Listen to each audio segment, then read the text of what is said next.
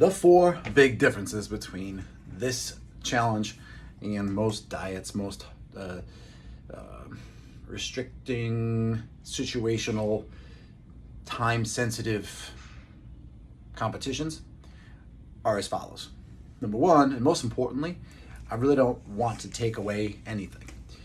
This is focusing on the process of addition. So we're going to focus on adding some accountability, one, some movement, two, some tracking, three, and four, I think the processes of the first three will lead to more, not motivation, but more consistency with the process of what it takes to get results.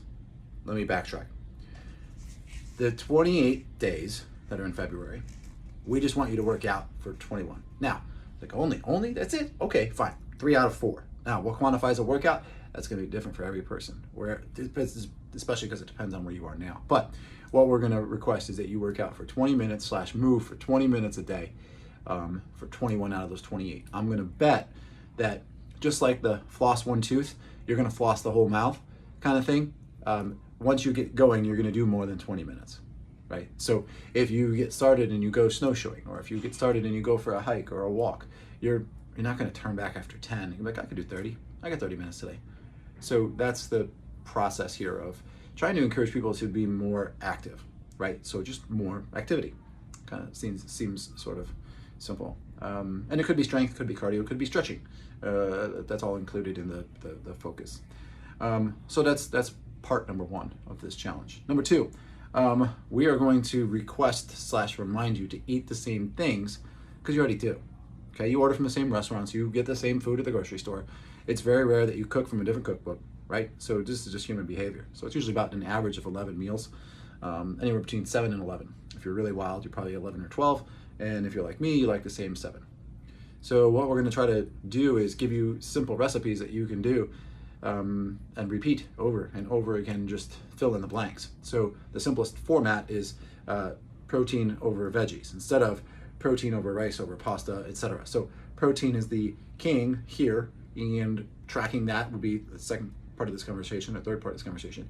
But putting that first and foremost then allows us to fill in the blanks with maybe some a source of fat or maybe a source of carbohydrates, but protein first, and then filling in the blanks with either a starch or a vegetable. And then the third thing, and this is probably really, it's not done a lot. I'm doing it right now, okay? And this is just tracking some habits. I know it's backwards here, but and the habits that are most important and most likely to be repeated. There's a good book called Atomic Habits by James Clear, if you're interested.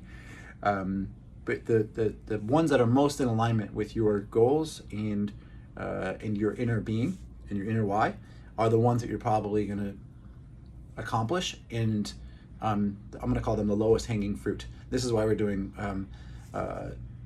addition, right, instead of subtraction. So, for instance, my most commonly achieved goals are reading 30 minutes a day. I love Audible. Okay, if I sit, I'm going to sleep. If I sit and read, I'm going to sleep. So I made it easy, 30 minutes a day. I haven't missed a day since I started, and I started in the middle of January.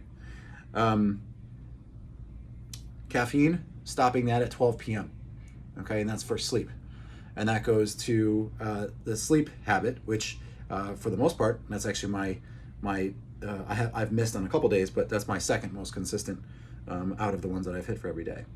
So again, if we're talking about health and we're talking about sleep, that kind of goes hand in hand. So number one is reading for 30 minutes a day. Number two is keeping caffeine in the first part of my day. So no caffeine after 12 o'clock, and I've hit for every day.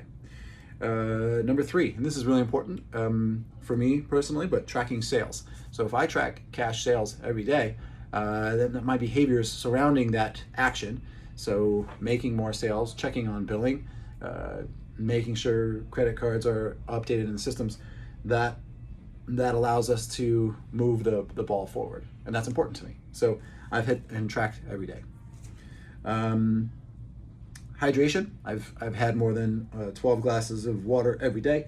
I use this guy, and I just keep track. So this is already 7. So that's helpful.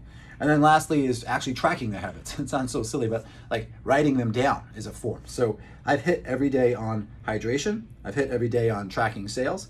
I've hit every day on caffeine, right? And having less, or having no caffeine after 12 o'clock.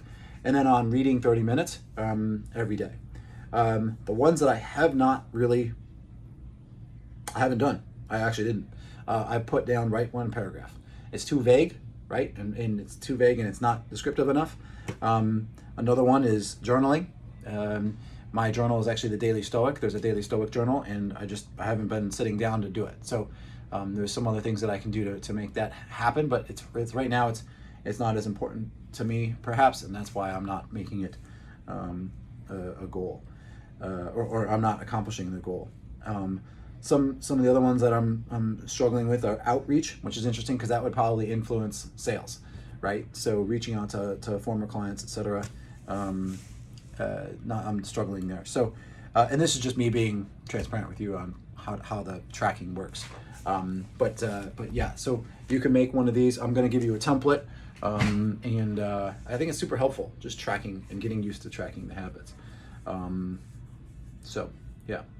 And then lastly, within the program itself, we're going to help you figure out where you're at in terms of, I like to look at it like there's a thermometer and then there's a thermostat. A lot of people are the thermometers in their own life, meaning everything else around them, they're just taking the temperature. They're not setting the temperature. And February, I want you to set the temperature. I want you to set the temperature for your activity level. I want you to set the temperature for your protein levels, for your hydration levels, and for tracking your habits. So all of those kind of moving the needle and becoming a little bit more active in your own health.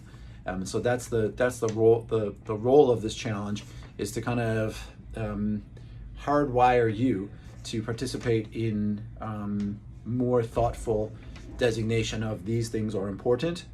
I must do these things. Here's when I should do them. Here's how I should do them. Here's what it's going to take. That kind of thing. So that's the difference in this challenge.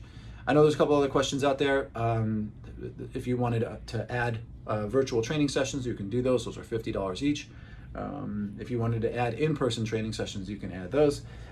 We are going to help you with estimating your macros. We use an app called Mike's Macros. I highly encourage you download that. It's better than MyFitnessPal. Your workouts, they're going to be up to you. We're going to send you all of the workouts for the 28 days, basically 7 different core workouts, 7 different strength workouts, and then you can kind of pick and choose when you do them, how you do them.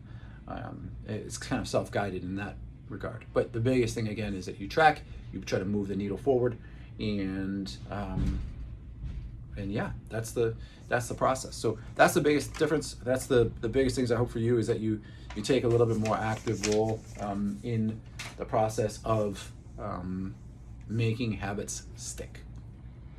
That's it.